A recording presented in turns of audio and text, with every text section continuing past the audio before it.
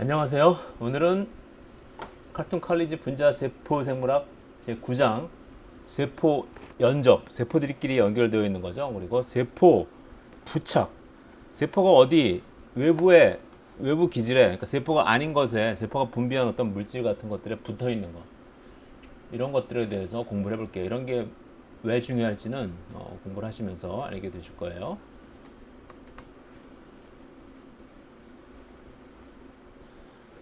지금까지 배운 것은 주로 한 개의 세포 안에서만 일어나는 일이었지만, 사람들이 생존하기 위해 끊임없이 다른 사람들과 연락을 주고받듯이, 그쵸? 뭐 히키코모리 혼자서 사는 사람들도 있지만, 뭐 저도 요즘 거의 그 수준이 돼가는 것 같아요.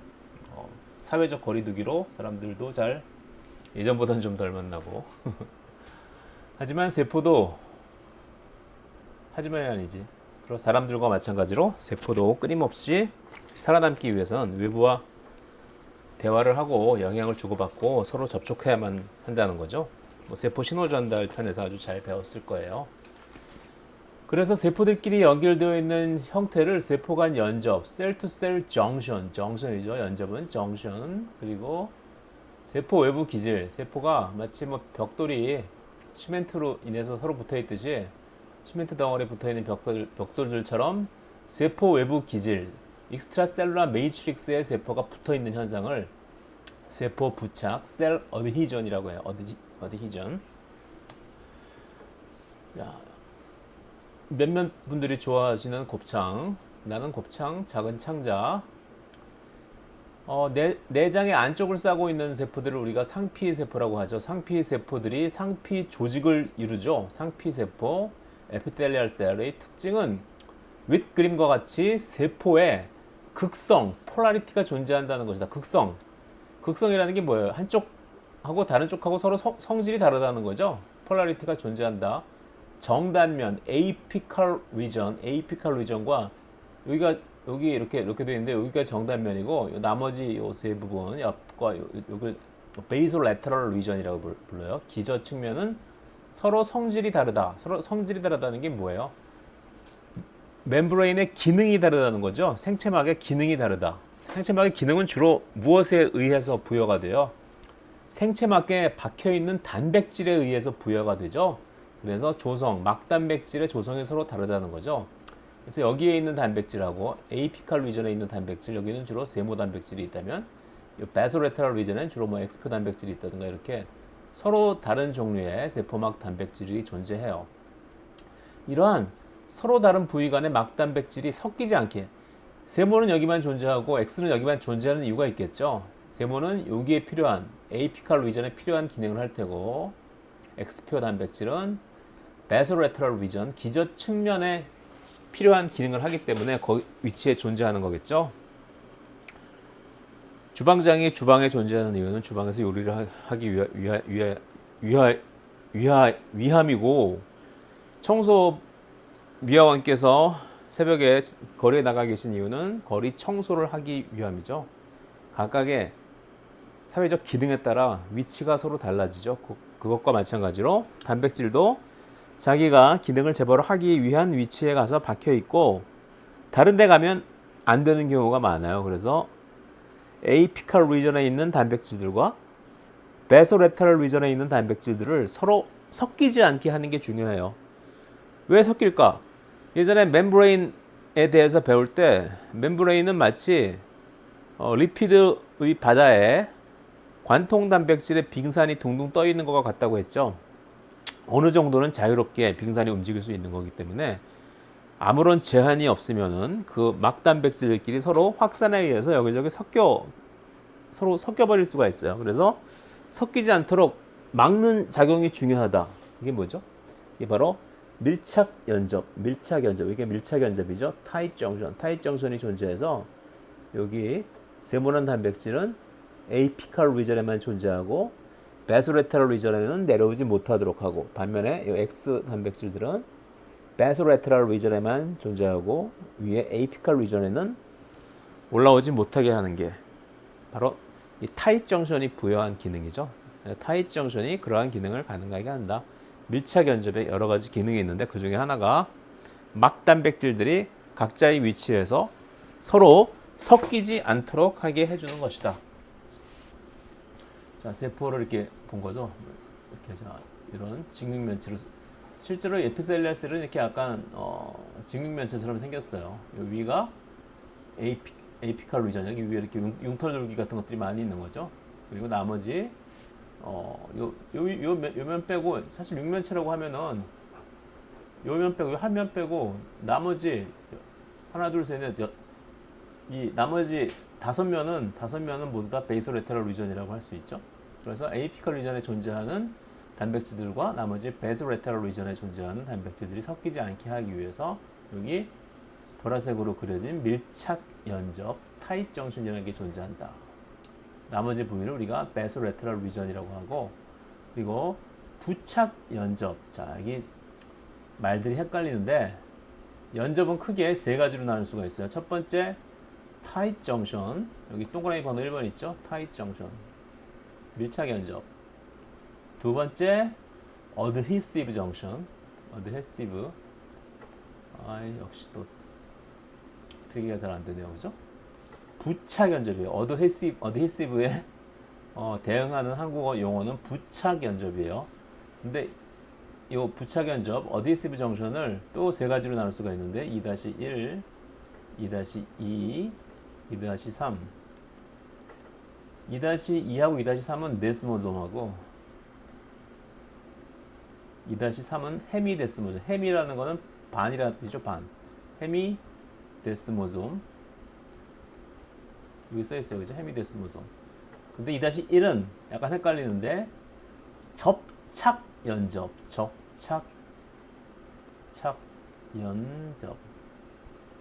진짜 개판이네. 잘 안 써지네요, 그죠? 접착 연접은 그래서 부착 연접의 한 종류이다.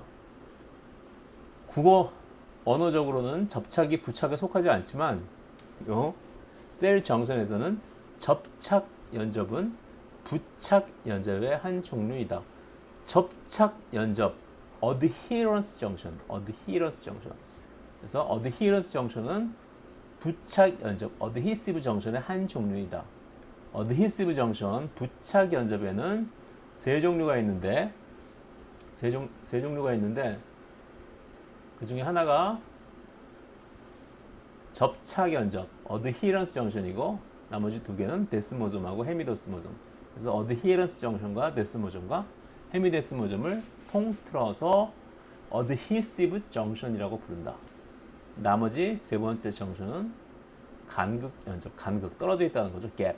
너하고 나하고는 절대 극복할 수 없는 갭이 있어. 그럴 때 이게 뭐 이렇게 써져. 천천히 한번 써볼까? 갭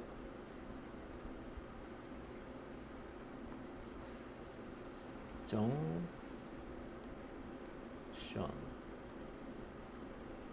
갭 정션, 그죠? 그래서 세포 연접을 크게 나누면 타잇 정션, 어드히시브 정션, 갭 정션 이렇게 세 가지고, 어드히시브 정션은 다시 어드히런스 정션, 데스모점, 헤미데스모점 이렇게 또 다시 세 개로 나눌 수가 있다는 뜻이에요. 그럼 처음에 밀착 연접 타잇 정션부터 볼게요. 그럼 뭐 지퍼백 있죠, 지퍼백에 뭐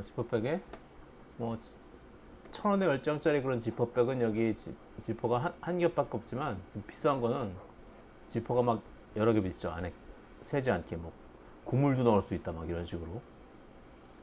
그것과 마찬가지로 타잇 정션도 한 겹만 가지면 부족하고 이렇게 여러 겹으로 꼭꼭 막아가지고 위에 단백질과 아래 단백질들이 서로 섞이지 않도록 도와준다. 이렇게 타잇 정션에 의해서 막단백질의 밀착 연접 벨트, 타잇 정션이 여러 개 있으니까 우리 벨트라고 표현하죠. 통과가 차단됨으로. 그래서 보시면 마치 벨트처럼 삥 둘러서 이 세포 이 옆면에 삥 둘러서 이렇게 존재하는 거예요. 이렇게 여기에 쭉. 그래서 이 위에 있는 애들이 밑으로 못 내려오도록, 그리고 밑에 있는 애들이 위로 못 올라가도록 막아주는 거죠. 막단백질의 밀착 연접 벨트 통과가 못 들어온다는 거죠. ABC, apical region에 존재하는 단백질 ABC는 basolateral region으로 못 내려오고, 또 basolateral region에 있는 단백질 DEF는 위로 apical region으로 못 올라간다. 그래서 통과가 차단되므로 에이피컬 리전과 메소레테럴 리전, 정단면과 기저 측면에는 서로 다른 막단백질이 존재하게 된다.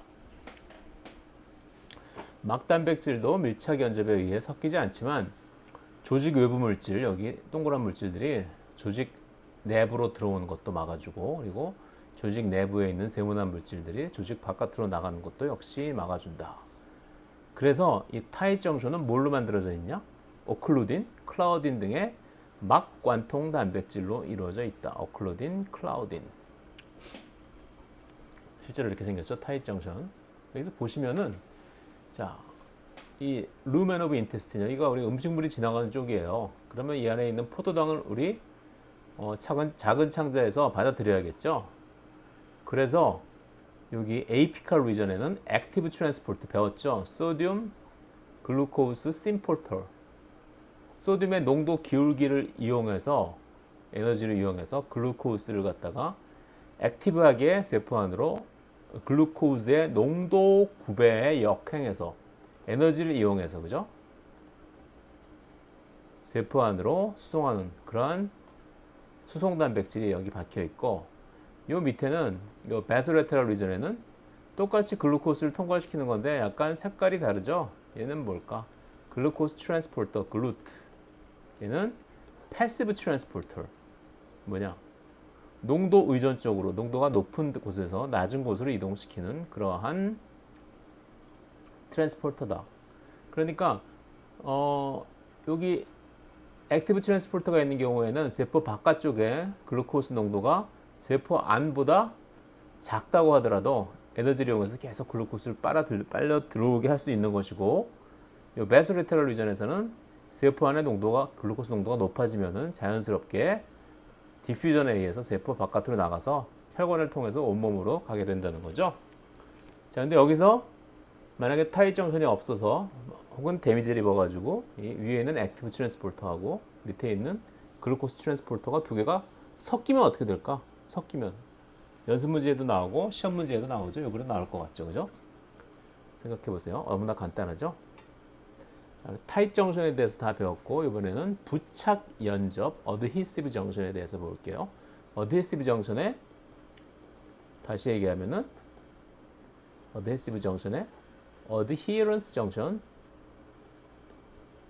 그리고 데스모솜, 헤미 데스모솜, 이렇게 세 종류가 있다고 했죠.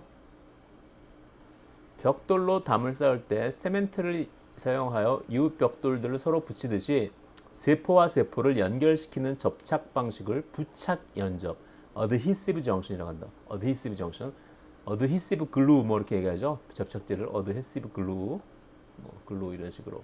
그래서 부착 연접. 그래서 부착 연접의 첫 번째 게 어드히런스 정션, 접착 연접. 그래서 접착은 부착의 한 종류다. 뭐 언어학적으로는 말이 안 되는 것 같지만 여기서는 말이 된다고 생각하세요. 접착 연접은 이렇게 생각하면 된다. 쉽다. 세포들이 하루에 벨크로를 차고 있다. 벨크로 뭔지 알죠? 여러분들 뭐 아웃도어 스포츠웨어 같은데 단추 대신 달려서 찍찍 붙었다 띄었다 하는 속칭 찍찍이. 그래서 벨크로를 이용해서 전후좌우 세포들과 결합한다. A 엉터리 비유예요. 벨크로는 보드리와 까끄리가 쌍으로 있어야 접착이 되는데 얘네들은 사실 뭐 보드리와 까끄리의 구분이 없죠. 얘도 얘하고 비슷한 놈이고, 그죠? 거의 다 성분이 비슷해요. 따지기는 녀석. 그냥 보드리와 까끄리가 양쪽에 균등하게 섞여 있다고 생각하면 되잖아. 사실 그렇게 생각하면 돼요. 그래서 얘하고 서로 붙어 있지만 화학적 성질이 다른 것은 아니다. 그렇게 생각하시면 되겠어요. 실제로 하나의 세포, 여기 하나의 세포 있죠? 여기서 하나의 세포. 뭐야? 여기 세포, 여기 이쪽에 또 하나의 세포. 두 개의 세포를 지금 보고 있는 거예요. 두 개의 세포. 두 개의 세포에 서로 세포막을 보고 있는데, 여기 하나의 세포, 여기 또 하나의 세포. 실제로 이웃세포끼리 결합시켜주는 단백질은 이케드헤린이다. 이름 그대로 CAD가 뭐냐? 칼슘 디펜던트 어드히전. 칼슘 의존적인 결합을 보여주는 거. 그래서 칼슘을 제거시켜버리면 얘네들의 결합이 떨어져요. 막통과 단백질인 이 캐데히린만 결합해서는 힘이 없어서 왜? 세포막에 관통 단백질만 이렇게 있고 얘네들끼리만 서로 결합을 하면은 좀만 양쪽으로 힘을 주면은 이 막관통 단백질이 어느 한쪽이 쭉쭉 빠져버리겠죠, 그죠? 빠지면서 분리되겠죠. 어떻게 하면 얘네들을 강화시킬 수 있을까? 세포 안에 세포 골격과 연결시키면 되죠. 그래서 액틴 필라멘트, 액틴 마이크로 필라멘트하고 이 캐데히린은 서로 연결이 되어 있는데 그 연결을 매개해주는 단백질이 베타카티닌과 알파카티닌이 있는데 베타카티닌 생각나죠? 7장에 세포 신호 전달에서 배웠던 윈트 시그널링에서 굉장히 중요한 역할을 하는 그러한 핵 안에서 트랜스크립션에 굉장히 중요한 역할을 하는 인자죠. 그런데 걔가 핵에서만 일을 하는 게 아니라 세포막에서도 이 캐데린과 마이크로 필라멘트를 연결시켜주는 역할을 해요. 맞다고요. 저기 있는 베타카티닌, 윈트 시그널링에 나온 베타카티닌 맞습니다. 베타카티닌은 윈트 시그널링에도 중요한 역할을 하지만 접착 견접에서 세포 골격인 액틴 마이크로 필라멘트와 이 캐데린을 연결시켜주는 역할들을 한다. 그렇죠? 생각보다 단백질 유전자의 개수가 그다지 많지 않다는 것을 우리가 휴먼 지놈 프로젝트가 끝나고 알게 되었죠.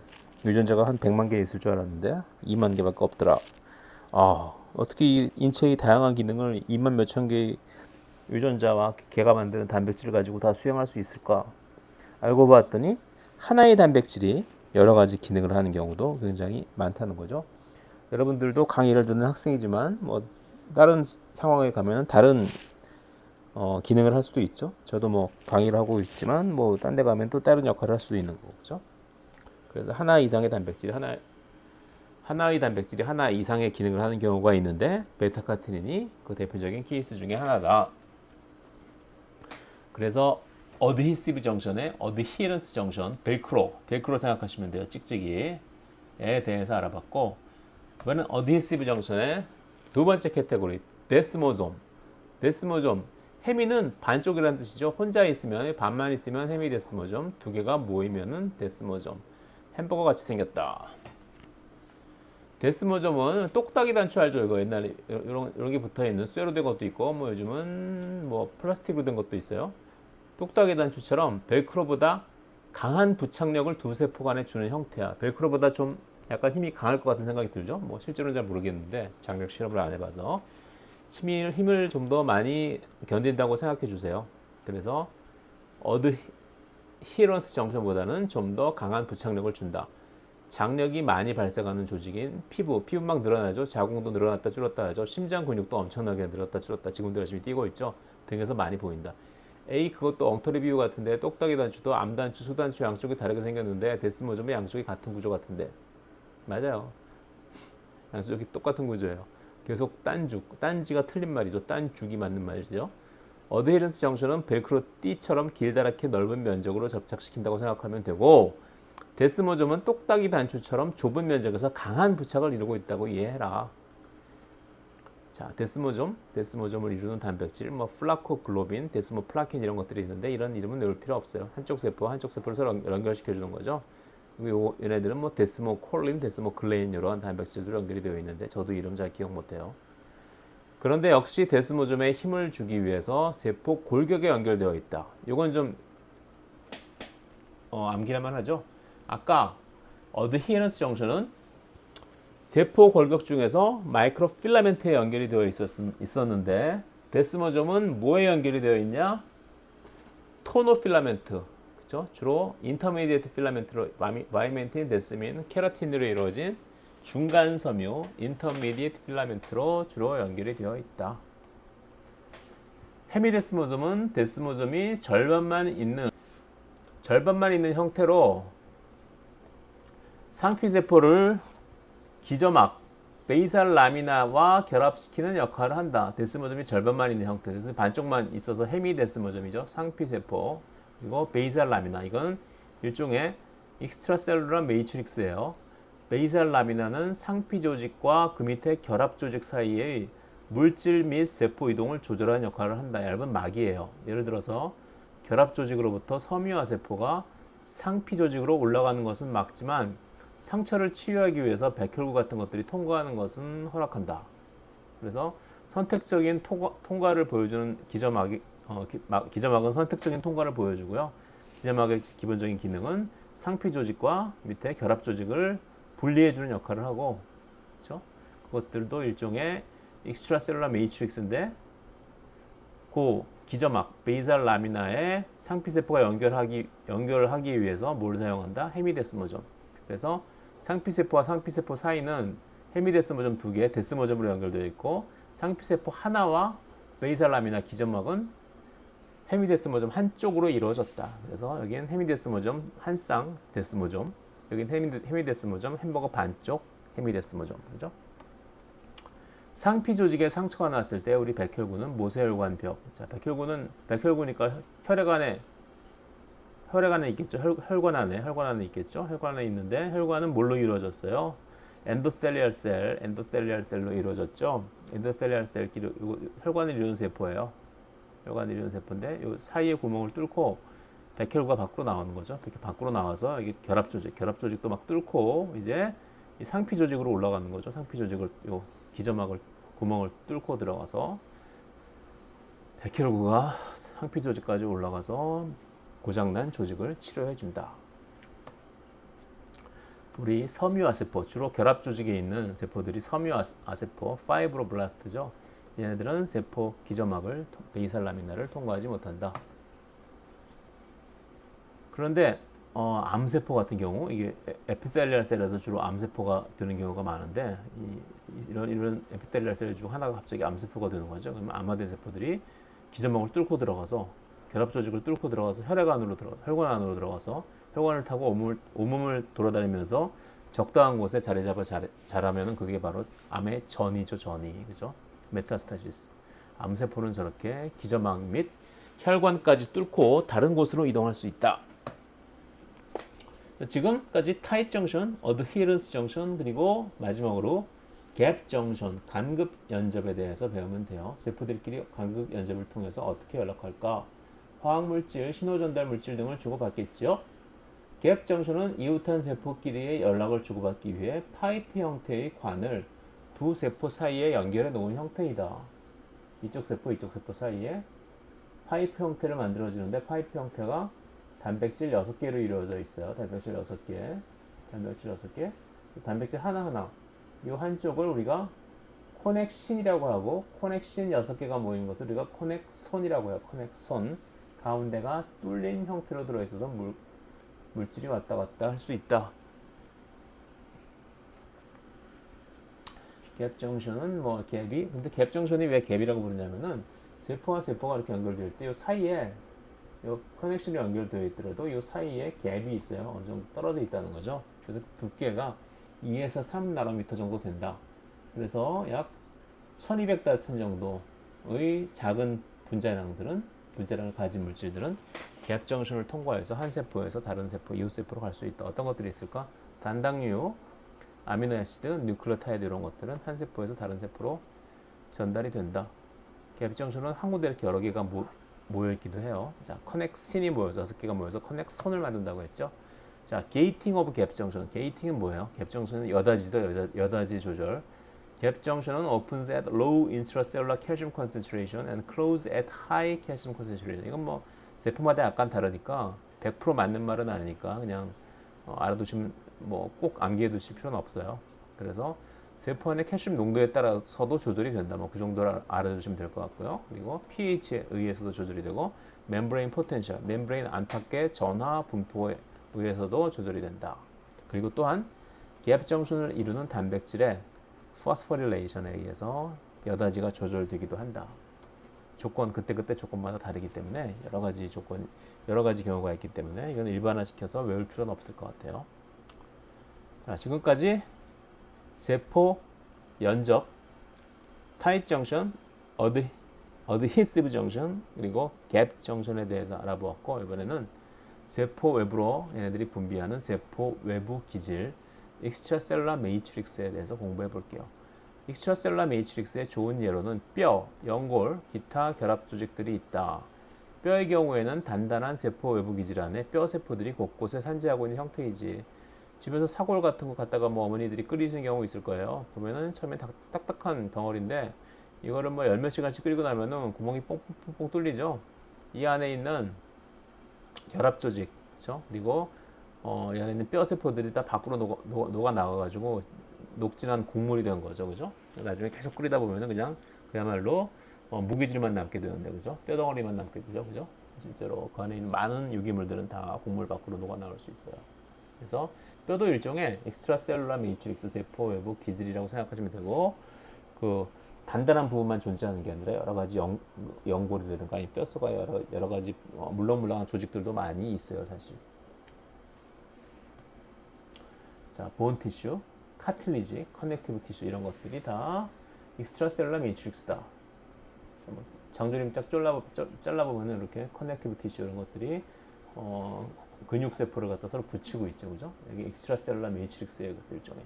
익스트라셀룰라 매트릭스는 same three classes of molecule 세 개로 나눌 수가 있는데 첫 번째는 structural protein, 콜라겐, 일라스틴 이런 것들.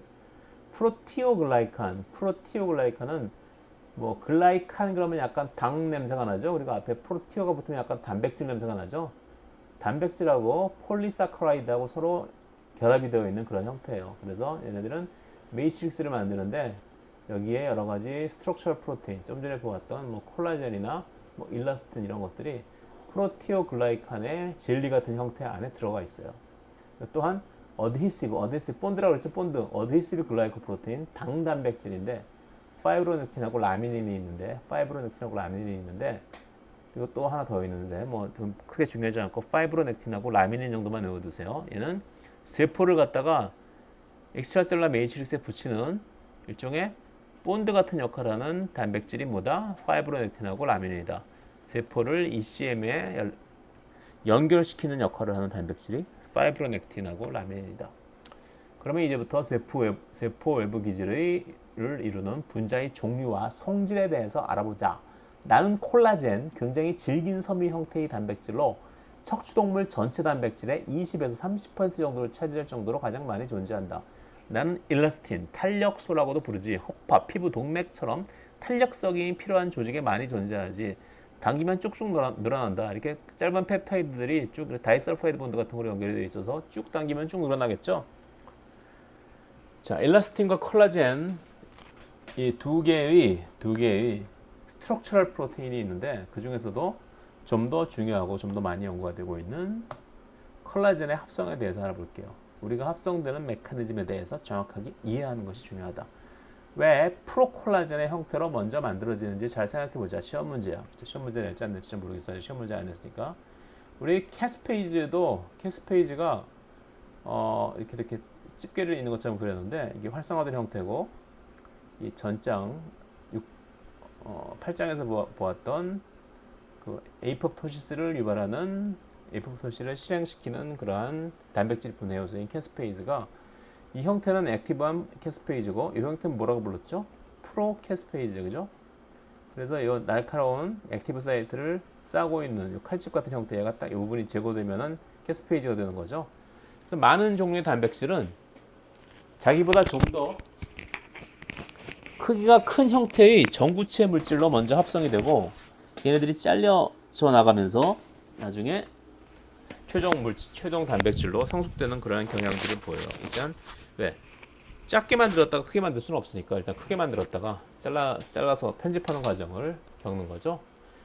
뭐 리포트 같은 거 여러분 쓰실 때는 잘 못 느꼈을 텐데 왜 너무 쓰기가 힘들어가지고 가능하면 그냥 어디서 긁어서 붙여다가 길게 쓰려고 노력을 하는데 제대로 된 글쓰기를 하는 직업 글쓰기인들은 뭐 논문을 쓴 사람도 마찬가지예요.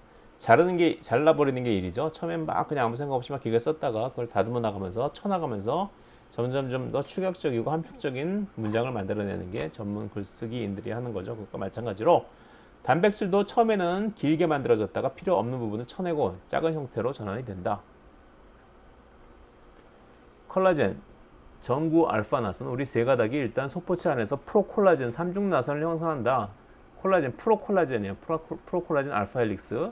알파 헬릭스들이 세 개가 모여가지고 이렇게 소포체 어디서 만들어져? 소포체 루멘 안에서 이렇게 만들어지는 거예요. 그리고 양쪽 끝 부분이 널널하게 풀어진 프로콜라겐 형태로 만들어진다. 이쪽 부분이 풀어져 있다는 게 중요해요. 그래서 프로콜라겐이 프로콜라겐과 프로콜라겐 분해 요소. 프로콜라겐은 자르는 요소죠. 나란히 수성소포에 쌓여서 세포 막으로 이동한다. 그래서 얘네들이 세포 밖으로 분비가 되는 거예요. 왜? 익스트라셀룰라 매트릭스를 만드는 프로테인이니까 세포 안에 있으면 소용이 없죠. 세포 밖으로 가야지 기능을 하겠죠. 그래서 프로콜라겐을 세포 밖으로 보내는데 프로콜라겐뿐만 아니라 프로콜라겐의 이 끝부분을 잘라주는 효소까지 같이 밖으로 보내요. 그래서 밖으로 나와가지고 이 효소들이 프로콜라겐 펩티데이즈, 프로콜라겐 분해 효소가 얘네들을 자르면 어떤 일이 일어나냐? 바로 아페이지에서 프로콜라겐 분해 효소에 의해서 양끝이 잘려진 콜라겐 분자. 이거 너무 그리기 귀찮으니까 이렇게 그냥 그린다고 해요. 양쪽 끝이 널널하게 풀어진 구조가 잘라짐과 동시에 콜라겐 분자들이 서로 결합하여서 콜라겐 섬유를 만든다. 사실 이 널널하게 풀어진 부분 때문에 앞에 있었던 이 널널하게 풀어진 부분 때문에 이 부분 때문에 서로 결합을 못하고 있었던 거죠. 서로 방해를 하니까. 걔를 자르자마자 밖에서 저절로 조립이 돼가지고 이런 형태를 만드는데 뭐 그 이유에 대해서는 다 아시죠? 그게 가장 연력학적으로 안정하니까 그렇게 되는 거겠죠, 그죠? 좌우로 정렬 쭉쭉 연결되어가지고 이렇게 콜라겐 파이버를 만들게 된다. 자, 그럼 여기서 시험 문제를 생각해 보자. 굳이 양쪽 끝이 널널하게 풀어진 프로콜라겐 형태로 세포 내에서 합성하여 세포 밖으로 분비한 후 끝부분을 잘라내는 귀찮은 과정을 수행하는 이유는 무엇일까? 다음 페이지의 답은 세포 안에서 프로콜라겐이 아닌 콜라겐으로 합성된다면 세포 안에서 콜라겐들이 서로 결합하여 콜라겐 섬유를 형성하여 세포를 뚫고 나가게 된다. 그렇죠? 그렇기 때문에 프로콜라겐과 콜라겐 펩티데이즈를 전부 안에서 만들어서 세포 밖으로 보내게 되는 거죠. 그죠? 자, 콜라겐은 뭐 가장 많다. 20에서 30%, 그죠? 그리고 커넥티브 티슈, 텐던, 리가멘츠 뭐 이런 데 굉장히 많이 존재한다. 콜라겐은 리지 트리플렉스 아까 봤죠? 그리고 재밌는 게 unusual amino acid composition, high glycine content. 글라이신이 R그룹이 가장 작은 아미노산이죠. 그래서 이 트리플렉스가 좁은 공간에 삐대고 있기 때문에 여기다 R그룹이 커다란 놈이 들어가면 이 안에서 부대껴서 견디질 못해요. 그래서 작은 R그룹을 가지고 있는 아미노산들이 많이 사용된다. 그리고 레어 아미노 애시드, 하이드록시 라이신, 그리고 하이드록시 프롤라인. 이거는 저런 아미노산이 존재하는 게 아니라 단백질로 만들어진 이후에 라이신이나 프롤라인 아미노산 잔기에 하이드록실 그룹, OH 그룹을 갖다 붙이는 거죠. 포스트 트랜슬레이셔널 모디피케이션 중에 하나죠. 이런 것들이 발견된다. 콜라겐 파이버는 can be seen in bundles. 번들로 다발로 묶여서 관찰이 된다. 자, 그래서 이 콜라겐 파이버를 이렇게 기둥 형태를 이렇게 트리플 헬릭스 형태를 기둥 형태를 위에서 봤더니 이렇게 보이더라. 블루 아르지닌 바깥쪽에 존재하죠. 퍼플 하이드록시 프롤라인은 그 독특한 R그룹 때문에 이 펩타이드가 이렇게 꺾이는 부분에 많이 존재하죠. 그래서 꺾인 구조를 가지고 있는 단백질은 프롤라인을 많이 가지고 있어요. 그렇죠? 그리고 그레이, 프롤라인, 라이트 그린, 알라닌, 오렌지, 트레오닌 뭐 이런 것들.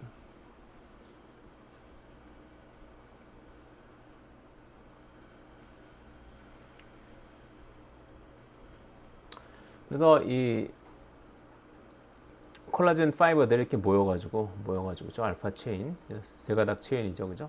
그래서 콜라겐 트리플 헬리스가 모여서 파이버들이 모여서 저렇게 굵은 다발을 형성한다.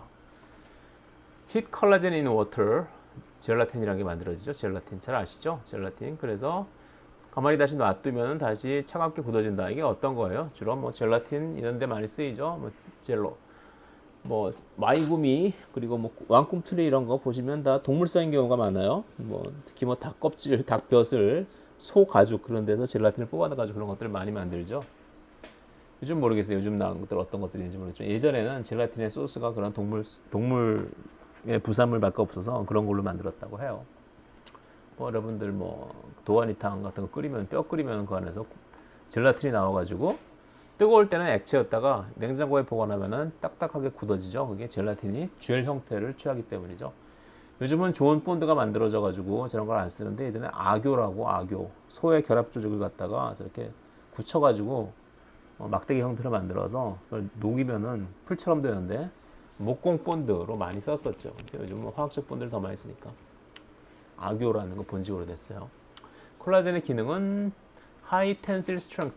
그래서 마치 그 파이버글라스 방탄 유리 보면은 방탄 유리 안에 이렇게 여러 가지 파이버들이 들어 있어서 굉장히 단단한 구조를 유지하도록 도와주죠. 그 마찬가지로 콜라겐도 익스트라셀룰러 매트릭스, 묵 같은 익스트라셀룰러 매트릭스 안에 이렇게 철근처럼 존재해가지고 전체의 그 인장 강도를 크게 해주는 그러한 역할을 한다고 생각하시면 돼요. 콜라겐 몰레큘은 뭐 이러한 사이즈가 있다. 뭐 중요하지 않으니까 넘어갈게요. 아까 나왔던 얘기죠. 프로콜라겐 얘기 이렇게 된다. 그리고 콜라겐은 하이드로젠 번들을 하고 있다. 하이드록실 그룹 오브 하이드록시 프롤라인하고 하이드록시 라이신. 하이드록시 라이신하고 하이드록시 프롤라인이 많다고 그랬죠. 얘네들은 서로 수소 결합을 하기 때문에 그 단단하게 더 헬릭스 구조를 만들 수 있다는 거죠. 그래서 콜라겐 파이버가 좀 더 안정화되는 이유들은 그 안에 있는 저러한 아미노산 장기들끼리 서로 수소 결합을 하고 있기 때문이다. 사람은 볼터브레이트 사람이 아니라 척추동물은 25개 정도의 여러 다른 콜라겐을 가지고 있다. 뭐 콜라겐 타입 중에 여러 개 많다. 뭐 중요한 거 아니까 넘어갈게요. 콜라겐 106가지 그죠? 휴먼에서 굉장히 많죠. 그래서 콜라겐 타입이 여러 가지가 있어요. 뭐 이런 거는 뭐 외울 필요 없을 것 같아요. 뭐 타입 1, 2, 3가 가장 많은 종류다. 자, 지금까지 콜라겐 봤고 이제 일라스틴은 이름 그대로 일라스티시리, 일라스틱 같다는 게 뭐죠? 잘 늘어난다, 탄력적이라는 거죠. 우리나라 말로 탄력소라고 하는 단백질이라고 그랬죠. 그래서 이런 것들, 이런 조직에 많이 존재한다. 일라스틴이 도와준다. 일라스틴은 cross linked through their lysine residue. 아까 제가 이렇게 연결되어 있는 게 다이설파이드 브릿지라고 잘못 말씀을 드렸는지 잘 모르겠는데 다이설파이드 브릿지가 아니라 이 엘라스틴 펩타이드 체인끼리 라이신 체인끼리 서로 연결이 되어 있어요. 라이신끼리 서로 연결이 되어 있어요. 파란 게 라이신이에요. 그래서 이렇게 뭉쳐 있다가 쭉 당기면 저렇게 늘어나는 거죠. 그죠? 그리고 역시 폴리펩타이드 백본에는 many bends, 많이 꺾여 있다. 꺾인 데는 주로 여기 꺾인 데는 프롤라인이 많이 존재하죠. 단백질 체인이 잘 진행하다 갑자기 유턴을 하고 이럴 때는 되게 프롤라인이 있어요. 왜? 프롤라인의 R그룹은 중심 탄소하고 연결이 되어 있죠. 그렇기 때문에 유턴하거나 뭐 갑자기 방향을 급커브를 할 때 폴리펩타이드 체인이 진행하다 급커브를 할 때 그런 구조에는 프롤라인이 많이 발견된다. 그리고 어케이저널 라이신 레지두들끼리 서로 크로스 링킹을 하고 있다. 그래서 늙으면은 콜라겐, 뭐 엘라스틴 같은 것들이 빠져가지고 그런 거를 피부가 축축 처지는데 과연 저런 것들을 화장품으로 보충할 수 있을까? 잘 모르겠어요. 생각해 보세요. 자, 그리고 콜라겐과 엘라스틴 파이버는 embedded in a matrix of proteoglycan. 아까 콜라겐하고 콜라겐 파이버하고 엘라스틴 이런 것들이 묵 형태의 익스트라셀룰러 매트릭스에 들어가 있다고 그랬죠. 그렇죠? 이 묵 형태를 이루는 게 뭐냐? 매트릭스 오브 프로티오글라이칸. 프로티오 그럼 단백질 생각난다고 그랬죠. 글라이칸 그러면은 탄수화물 생각난다고 했어요. 맞아요. 당단백질의 일종이에요. 당단백질. 글라이코프로테인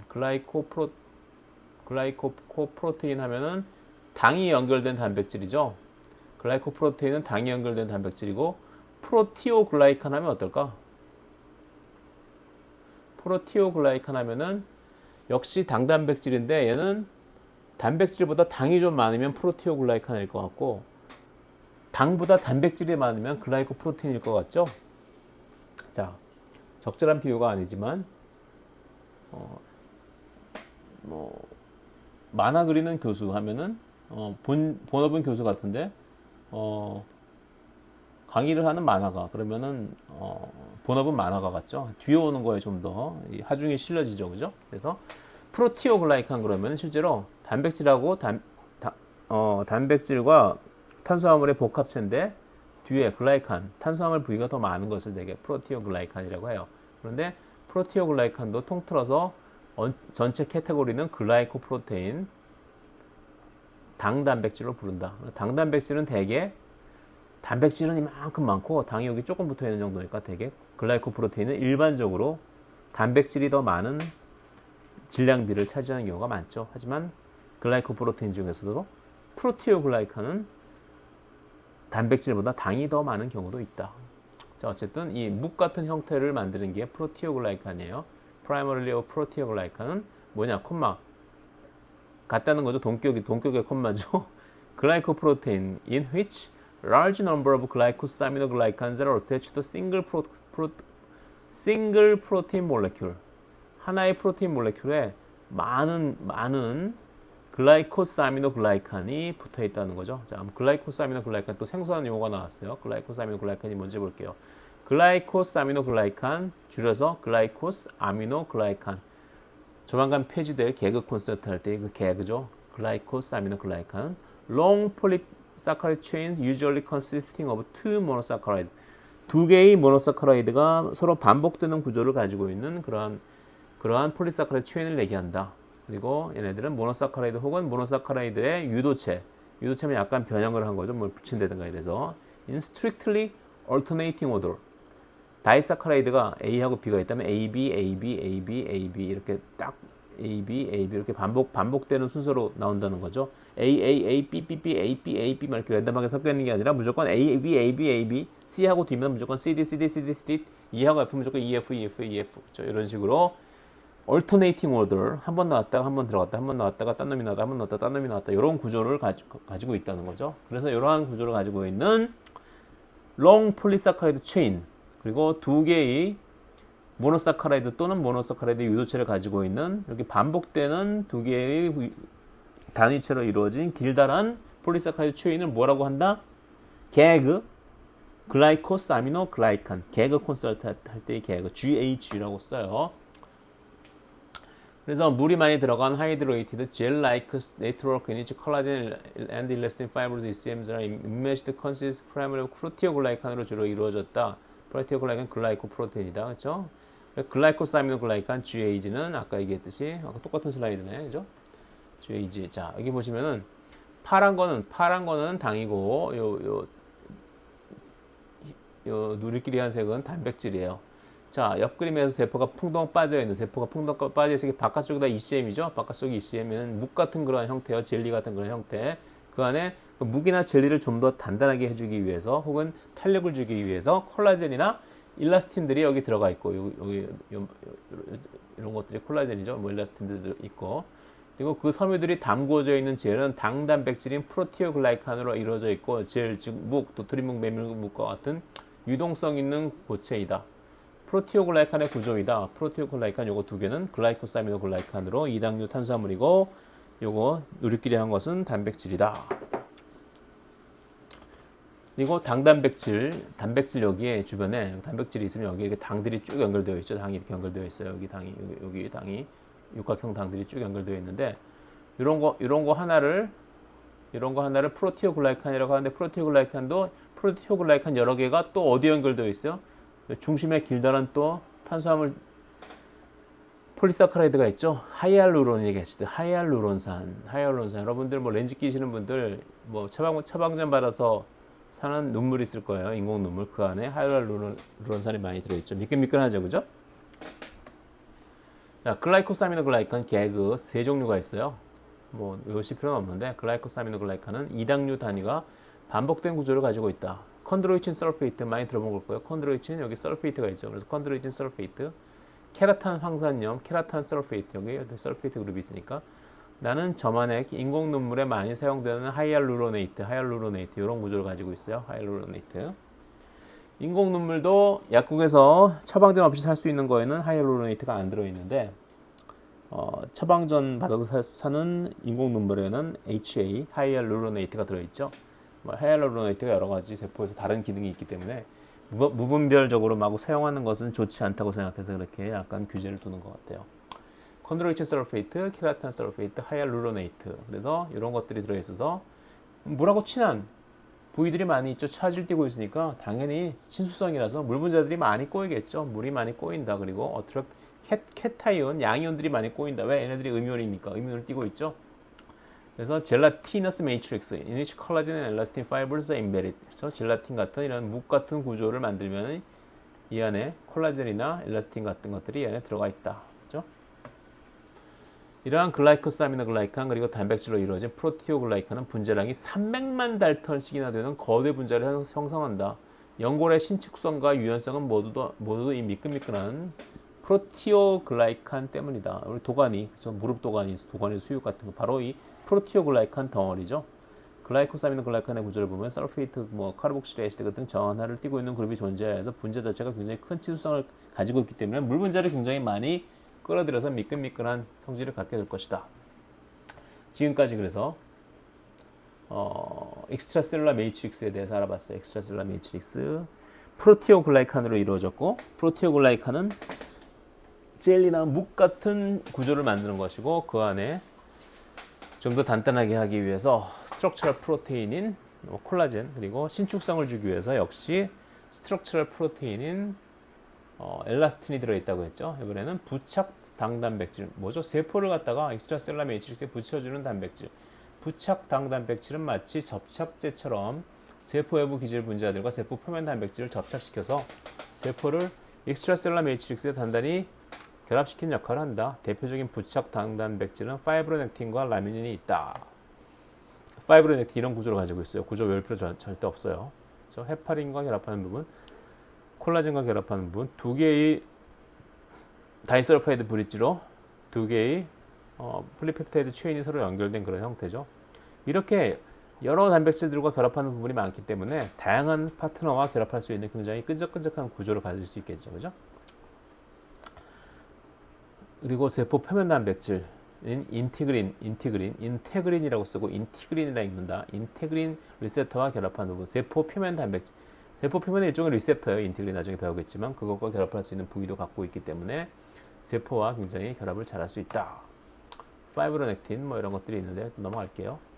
구조 250kDalton, 로드 라이크 도메인, 그리고 RGD 시퀀스라는 걸 가지고 있다. 알지닌, 글라이신, 아스파라테이트 이런 시퀀스를 가지고 있는데 이게 이런 것과 결합하는 단백질들이 많이 있어요. 그래서 그런 특별한 이름을 갖게 되었어요. 그리고 파이브로넥틴을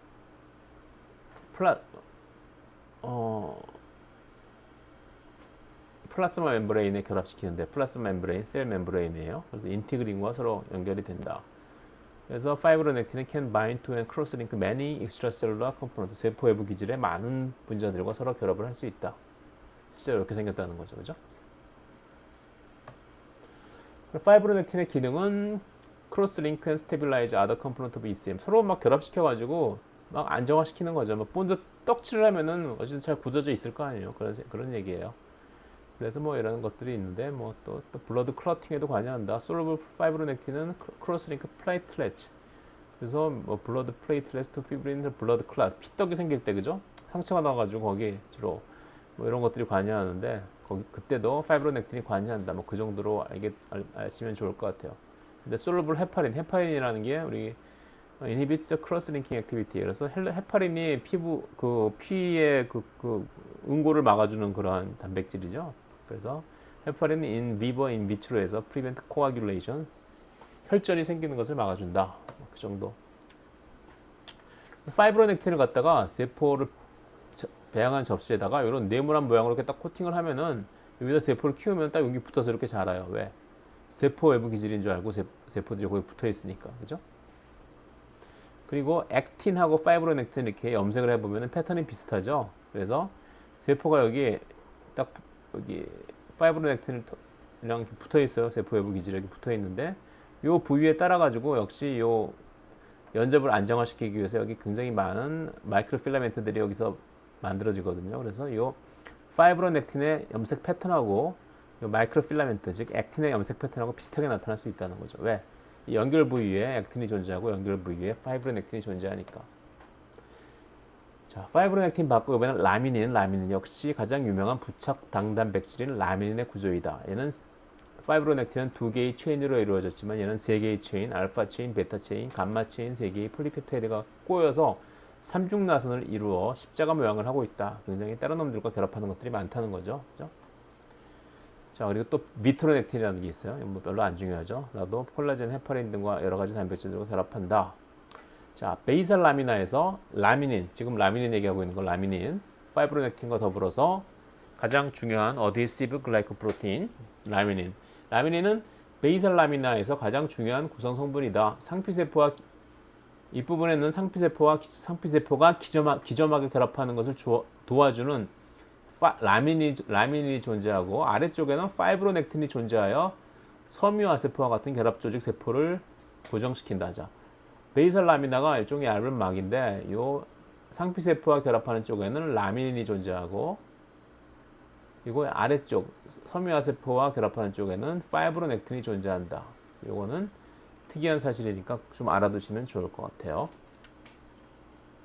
자, 에피텔리알 셀 레이어 그리고 커넥티브 티슈 베이설 라미나 중간에 존재하는 이런 형태라고 그랬죠. 베이설 라미나에 많이 발견된다.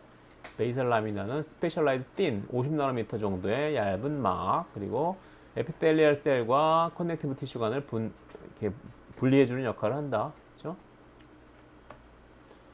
그래서 베이설 라미나는 very fine molecular sieve 그 분자 거름막 같은 역할을 한다. 그래서 blood capillaries under pressure 그래서 신장에서 그 혈액 투석하는 거 아시죠? 산투압에 의해서 혈액이 이렇게 밖으로 필트레이션 되면서 여러 가지 노폐물을 거르고 하는데 그때도 이 베이설 라미나가 중요한 역할을 담당하는데 이 베이설 라미나가 망가져 가지고 그래서 단백질이 많이 빠져나가게 되면 여러분 혈액에 소변에 단백질이 있으면 큰일 나죠. 프로테인유리야. 그러면 신장 기능에 문제가 있다는 거죠.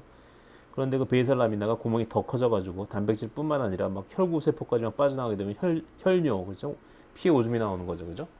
피에 오줌이 나오는 게 아니라 피에 오줌이 나오는 건가? 오줌에 피가 섞여서 나오는 거죠. 헤마토유리아. 이거 굉장히 위험한 증상이라는 거죠. 장에서 베이설 라미나는 메인테인 티슈 오가니제이션. 베이설 라미나는 커넥티브 티슈가 에피텔리알 셀과 섞이는 것을 막아준다.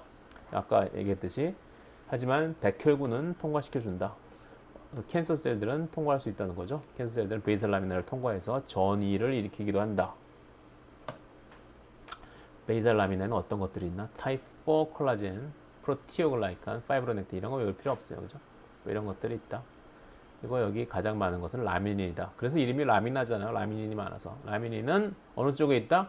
에피텔리알 셀을 마주보는 쪽에 있고 파이브로넥틴은 커넥티브 티슈를 마주보는 쪽에 있다. 이 정도. 자, 베이설 라미나 여기는 커넥티브 티슈, 이쪽은 파이브로넥틴, 그리고 에피텔리알 셀을 바라보는 쪽은 라미닌 이런 식으로 가지고 있다. 라미닌의 구조는 뭐 여기 넘어갈게요. 아까 봤으니까. 자, 중요한 거 다시 나왔죠. 인티그린 리셉터. 우리가 7장 세포 신호 전달에서 주로 배운 수용체는 둥둥 떠다니는 수용성 라이간드, 즉 성장인자 등이 결합하는 수용체이고 인티그린은 세포 외부 기질과 결합하는 수용체이다. 그래서 수용체를 이렇게 윗방향으로 안 그리고 인티그린을 이렇게 아랫방향으로 되게 그리는 경우가 많아요. 위에는 괜히 위에서 밖에서 오는 신호를 받을 것처럼 생겼고 밑에 그리면 밑에 있는 뭐 익스트라셀러 매트릭스와 결합해서 신호를 받을 것 같은 생각이 들죠. 그래서 저렇게 그림을 많이 그린다는 얘기예요. 인티그린 리셉터는 18종류의 알파 소단위와 8종류의 베타 소단위가 있어서 이형 일양체 헤테로다이머를 형성한다. 그래서 알파 18가지, 베이타 8가지가 있으니까 18 곱하기 8은 64, 144가지 조합이 가능할 것 같은데 실은 그렇지 않고 실제로 쓰이는 몇 가지만 사용된다. 예를 들어 파이브로넥틴과 결합하는 인티그린은 알파 5 베타 1인데 물론 다른 조합도 가능하다. 자, 이제 인티그린을 이용해서 세포 외부 기질에 단단하게 결합하려면 답은 어떻게 해야 될까? 답은 다음 페이지에. 인티그린이 뭐지? 이렇게 생겼어요. 옛날에 인티그린을 처음 발표했던 논문이죠. 셀 논문일 거예요. 아마 92년도. 뭐 이거는 뭐 이거 필요 없을 것 같아요. 알파, 베타를 가지고 있다. 그래서 used to connect PM은 플라스마 멤브레인을 ECM으로 연결시키는 데 쓰인다. 그렇죠? 그래서 보시면 가능한 콤비네이션을 나타내는 거예요. 베타2는 뭐 알파 D, 알파 X, 알파 M, 알파 L과 결합할 수 있고 베타1이 가장 일종의 허브 역할을 하죠. 굉장히 많은 알파 아이소폼과 저러한 결합을 만들어 서로 다른 콤비네이션을 만들어내는데 알파 5 베타1은 파이브로넥틴과 결합하고 뭐 베타 알파 6 베타1은 뭐 다른 것과 결합하고 이렇게 서로 이 조합에 따라서 결합할 수 있는 어드헤시브 글라이코프로테인이 서로 달라져요. 그렇죠? 그리고 뭐 RGD 시퀀스를 가지고 있어서 파이브로넥틴과 결합을 잘 할 수 있다. 뭐 이 정도. 자, 그래서 인티그린이 존재하면 인티그린이 혼자만 가지고 힘을 못 받으니까 인티그린이 뭔가 세포 사이토스켈레톤과 연결이 되어야 돼요. 그래서 internal domain of protein has binding sites for cytoskeleton. 그쵸? 여기 보시면 여기 인티그린인데 여기 두 개가 인티그린이에요. 여기 보면은 사이토스켈레톤에 초록색 액틴 필라멘트가 있죠. 걔와 연결하기 위해서 그래서 뭐 있냐? 탈린, 빈큘린 이런 것들이 있죠. 그래서 빈큘린 binds 탈린. 빈큘린이 탈린과 결합하고 탈린이 빈큘린은 또한 마이크로필라멘트와 결합한다. 그래서 인티그린과 마이크로필라멘트가 직접 결합하는 게 아니라 인티그린이 탈린과 결합하고 탈린은 빈큘린과 결합하고 빈큘린은 다시 마이크로필라멘트와 결합해서 이러한 형태를 만들어내야 되는 거죠. 그래서 ECM은 마이크로필라멘트와 연결될 수 있다. 그래서 인티그린이 연결된 것들, 사이토스켈레톤과 연결된 거 두 종류가 있어요. 포컬 어디히전은 어디서 발견되느냐? 움직이는 세포, 그리고 난 에피텔리알 셀. 물론 에피텔리알 셀에서도 가끔 보이는 경우는 있지만 대개 에피텔리알 셀 말고 파이브로블라스트와 같은 섬유화 세포와 같은 주로 결합 조직에 있는 세포에서 포컬 어디히전이 많이 발견돼요. 그래서 클러스터드 인티그린스 인터랙팅 위드 번들, 인티그린이 완전히 번들로 여러 개가 이제 모여 있는 거죠. 거기에 굉장히 많은 파이버들이 연결되어 있는 거죠. 탈린, 빈큘린, 알파, 액틴 이런 것들을 통해서 서로 연결이 되어 있다. 그리고 인티그린이 헤미데스모즘에서도 발견돼요. 헤미데스모즘 주로 어디서? 에피텔리알 셀에서 주로 에피텔리알 셀이 주로 가지고 있는 것이 헤미데스모즘이다. 이 경우에 알파 6 베타 4 인티그린 콤비네이션이 인터미디에이트 필라멘트. 헤미데스모즘은 주로 인터미디에이트 필라멘트와 연결되어 있죠. 그리고 포컬 어디전은 주로 뭐랑 액틴 마이크로 필라멘트와 연결이 되어 있어요. 그래서 여기에 BPGA 뭐 이런 것들이 있는데 뭐 이건 외울 필요 없어요. 그래서 지금 이렇게 그리면 이렇게 그리면 이게 이제 파이브로블라스트죠. 그리고 이렇게 네모나게 그리면은 그 에피텔리알 셀이에요. 자, 파이브로블라스트의 경우에는 볼게요. 파이브로블라스트 결합 조직에 있는 파이브로블라스트는 여기 포컬 어디히전이라는 형태로 여기 내는 포컬 어디히전 형태로 연결되어 있는데 여기 보시면 요 인티그린과 탈린과 빈큘린과 액틴 마이크로필라멘트가 연결되어 있고 반면에 이렇게 네모나게 그리면 에피텔리알 셀이죠. 얘는 뭐예요? 헤미데스모점. 얘는 역시 인티그린, 여기 인티그린이다. 알파 6 베타 4 인티그린이라고 그랬죠. 알파 6 베타 4 인티그린, 여기 인티그린. 얘네들은 알파 6 베타 4 인티그린인데 얘도 역시 빈큘 아니다. 이게 아니죠. 여기 알파 6 베타 4 인티그린인데 얘는 뭐 이런 것들을 통해서 인터미디에이트 필라멘트와 연결이 되어서 이렇게 마이크로 필라멘트 혹은 인터미디에이트 필라멘트와 연결되어 있는 이유는 뭘까? 그래야지만 힘을 받고 아니면 이빨만 쏙 빠지듯이 멤브레인 인티그린만 쏙 빠지고 당기면은 힘을 못 받으니까 세포 안에 세포 골격과 단단히 연결이 되어 있는 거죠. 자, 포컬 어디히전. 생각해보자. 세포 외부 기질과 세포를 부착시키는 인티그린이 아무런 세포 내 지지 기반이 없는 막 관통 단백질이라면 세포의 접착이 충분한 힘을 견딜 수 있을까? 인티그린이 쭉 빠져버릴 수 있는 거죠. 건물 안의 기둥을 철근과 연결하는 것처럼 세포 안에 골격과 연결하는 것이 필요하겠네요. 그죠? 이렇게 해서 탈린, 빈큘린 요 그림은 잘 봐두세요. 어차피 오픈북으로 시험을 볼 테니까 요 그림에 대해서 시험이 나올 수 있어요. 자, 인티그린의 기능 뭐 아까 봤죠? 그래서 액틴 필라멘트를 갖다가 사이토켈레신 B라는 시약을 통해서 액틴 필라멘트를 분해하는 그러한 시약이죠. 그러면은 파이브로 액틴 필라멘트가 세포 표면에서 떨어져 나간다. 왜? 액틴이 있어야지 힘을 받는데 액틴이 제대로 기능을 못하니까 떨어져 나갈 수 있다는 거죠. 인티그린 여기 중요한 거 나왔어요. 인티그린은 외부에서 내부로 신호 전달, outside in 신호 전달, 외부에서 내부로, 그렇죠?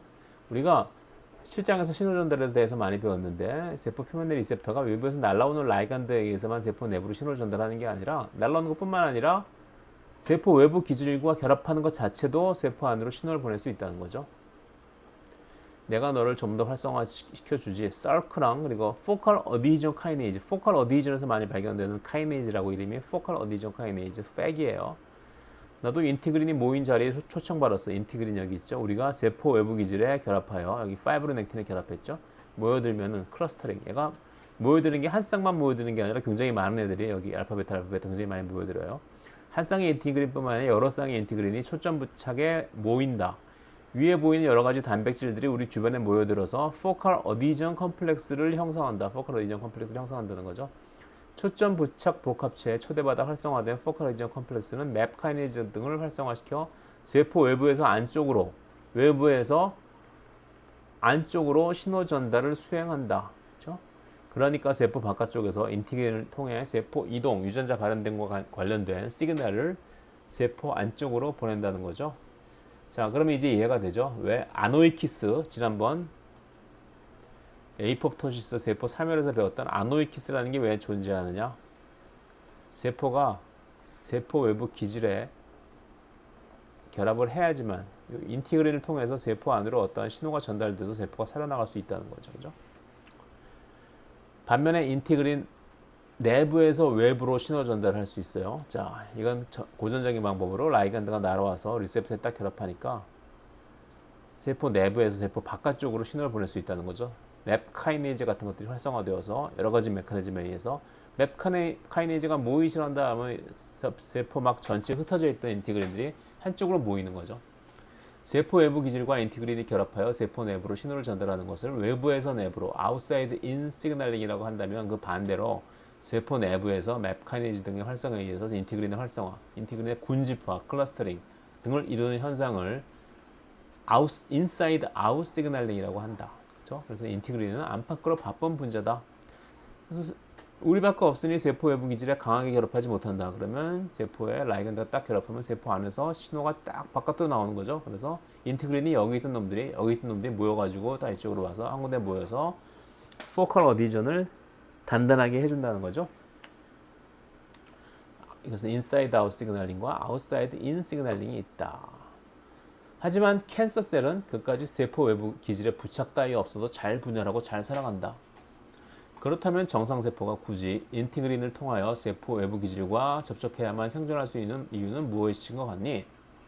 늘 실정 신호 전달에서 배웠듯이 세포 표면의 수용체가 리간드, 생장인자 등과 결합하여 세포 내로 생존 신호를 전달하듯이 인티그린 수용체도 세포 내로 신호를 전달하는 것 아닌가? 배웠죠 방금? outside in signaling, 그죠?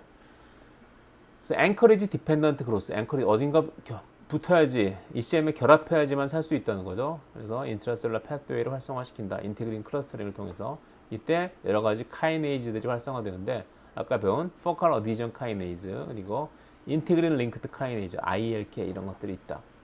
그런데 재미있게도 캔서셀은 인티그린 시그널링이 없어도 활성화된 팩을 가지고 있는 경우도 많다는 거죠. 자, 셀 어디전 몰레큘 캠에 대해서 배울게요. 캠은 뭐 여러 가지 캠들이 있는데 뉴럴 셀 어디전 몰레큘 신경세포들이 서로 결합할 때 사용되는 거, 그리고 뭐 이런 것들은 뭐 이뮤노글로불린 슈퍼 패밀리에 속한다. 이뮤노글로불린과 비슷한 구조를 가지고 있어서 그래요. 캠은 이름 그대로 칼슘 인디펜던트 매너, 캐드헤린에 의한 셀 간의 접착은 칼슘 의존적이죠. 이름 그대로 칼슘 디펜던트 어드히런스를 보이니까. 반면에 이 캠은 칼슘과는 관여하지 않아요. 그래서 굉장히 많은 어디전 이벤트에 참여하고 뭐 림포사이트가 이뮨 리스폰스를 관여하는데도 매개하는데도 관여한다. 뭐 그런 식으로 얘기하고 있어요. 자, 반면에 캐데린은 아까 얘기했듯이 칼슘 의존적으로 세포의 접합을 불러일으킨다고 했죠. 그래서 칼슘을 빼버리면은 세포와 세포가 서로 떨어지는 경우가 많다. 그래서 여러분들 세포 배양 접시 위에 키울 때 얘네들을 개대 배양하면 얘네들을 떼었다가 다시 붙여야 되거든요. 그때 사용하는 물질이 트립신, EDT라는 건데, 트립신은 잘 알고 있듯이 단백질을 분해하는 효소죠. 그래서 세포 표면에 나와 있는 익스트라 셀룰라 매트릭스와 결합하고 있는 단백질들을 잘라가지고 세포가 떨어질 수 있게 도와주는 것이고, EDTA는 칼슘 킬레이터예요. 그래서 돌아다니는 칼슘의 양을 줄여주는 역할을 하죠. 자기가 다 칼슘을 결합해버려가지고. 그래서 칼슘의 농도가 떨어지게 되면, 프리 칼슘의 농도가 떨어지게 되면 캐드헤린, 칼슘 의존적으로 결합하고 있는 캐드헤린, 이 캐드헤린 등의 접착력이 떨어지겠죠. 그래서 세포들과 세포들끼리 서로 잘 떨어질 수 있게 도와준다는 거죠. 자, EDTA 이렇게 생겼죠. 그죠? 여기 보시면 여기 카르복실릭 애시드 그룹이 있는데 여기 차질 띄고 있겠죠. 여기 음전화가 있으니까 가서 칼슘이 붙어주는 거예요. 그죠? EDTA 혹은 EGTA. 그래서 extracellular domain structure 얘네들 보면은 어드히런스 정션에 이케데린이 작용하죠. 이케데린 얘네들 간의 인터랙션이 칼슘이 반드시 필요하다. 그렇죠? 그리고 케데린은 사이토스켈레톤과 연결되어 있는 거 잘 알고 있죠. 그리고 데스모즘은 인터미디에 필라멘트와 연결되어 있다. 이것도 역시 캐드헤린에 의해서 연결되어 있어서 세포 외부의 적절한 칼슘 농도가 얘네들 간의 접합을 위해서 중요하다. 그래서 뭐 E캐드헤린은 에피셀리아 셀이 발현하는 게 E캐드헤린이고, N캐드헤린은 널버스 티슈, P캐드헤린은 플라센탈 티슈. 자궁 조직에서 주로 관찰되는 거 그죠? 뭐 L셀이라는 세포에다가 뭐 EK드린 혹은 PK드린 이런 것들을 갖다가 DNA를 트랜스펙션을 통해서 집어넣어 줬더니 외부의 유전자를 발현시켜 줬더니 어때요? EK드린을 가진 여기 스테인 포 EK드린 파란색이요. 얘네들은 EK드린을 가진 세포들끼리만 뭉치고 PK드린을 가진 세포들은 또 이렇게 반대로 여기 없는 부위만 이렇게 뭉쳤죠. 그러니까 같은 종류의 인티그린을 가진 세포들끼리만 서로 결합을 한다는 그런 얘기죠. 또한 캐드린은 엠브리오닉 디벨롭먼트 중에서 여기다가 캐드린의 기능을 억제시켜 주었더니 저렇게 엠브리오가 제대로 생기지 않더라. 그죠? 캔서셀은 대부분 에피텔리얼 셀이다. 오리진이다. 그죠? 튜머가 메타스타사이즈 전이를 통해서 온몸으로 퍼져나갈 때 메타스타틱 셀은 루즈 캐드린 from the surface. 그래서 대개 이 캐드린으로 보통 에피텔리얼 셀들이 잘 연결이 되어 있는데 저기 이 캐드린 서로 본드처럼 붙어 있는데 이 캐드린의 발현이 갑자기 억제되면서 캔서 셀로 변하는 경우가 많이 있어요. 에피텔리얼 셀 중 이 캐드린이 연결되어 있죠. 이것들이 없어지면서 메젠카이말 셀, 메젠카이말 타입이라고 그러죠. 그래서 우리가 EMT라고 불러요.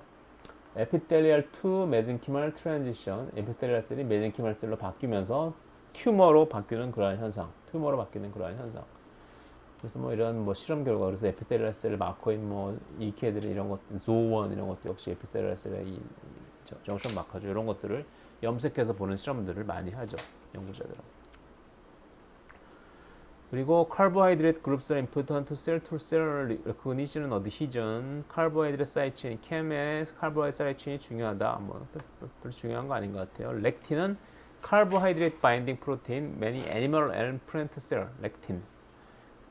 이 탄수화물과 결합하는 단백질인데 많은 종류의 동물 세포하고 식물 세포가 얘네들을 분비해요. 그래서 얘네들은 셀 투 셀 어드히전, 세포와 세포가 결합하는 것을 도와주고 왜냐하면 얘네들이 binding to specific sugar, 세포 바깥에 노출되어 있는 여러 가지 슈가에 달라붙을 수 있기 때문에 그래서 이런 것들을 통틀어서 우리가 렉틴이라고 한다. 셀렉틴과 류코사이트 액티베이션, 뭐 carbohydrate recognition plays an important role during interaction with leukocyte to endothelial cell lining vessels or within platelets. 그래서 여기 류코사이트 백혈구가 이 엔도텔리얼 셀로 쌓여져 있는 요 혈관 안을 갖다 이렇게 굴러가게 되는데 굴러가다가 여기 상처가 있는 부위가 있으면 여기 딱 결합해가지고 밖으로 나가서 상처에서 싸우는 역할을 담당하죠. 염증이 일어났을 때 during inflammation 얘네들은 블러드 베셀 벽에 붙어가지고 염증이 있는 주변까지 가가지고 그죠? 그래서 이 블러드 베셀에 엔도셀리아 셀을 통과해서 결합 조직을 뚫고 이 인플라메이션이 염증이 일어나는 곳에 가서 이제 자기 역할을 수행하는 거죠, 그죠? 그래서 세포 표면에 있는 당단백질인 셀렉틴이라는 것들이 이러한 인터랙션을 담당하는데 류코사이트, 백혈구에는 L-셀렉틴, L은 UL, E-셀렉틴은 엔도셀리얼 셀, 엔도텔리얼 셀은 혈관 내 에피세포라고 하죠. 혈관을 이루는 세포들. P-셀렉틴은 플레이틀렛 그리고 엔도텔리얼 셀에도 존재한다. PE. 그래서 엔도텔리얼 셀은 두 가지의 셀렉틴을 가지고 있어요. 그래서 처음에 어태치먼트는 이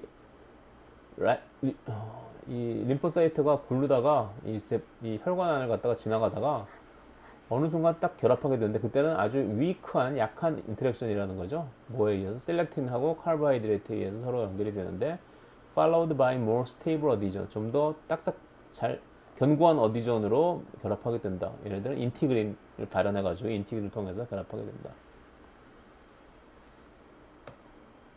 처음에 이제 굴러오다가 류코사이트가 이제 이게 혈관 안이에요. 혈관을 굴러와요 실제로.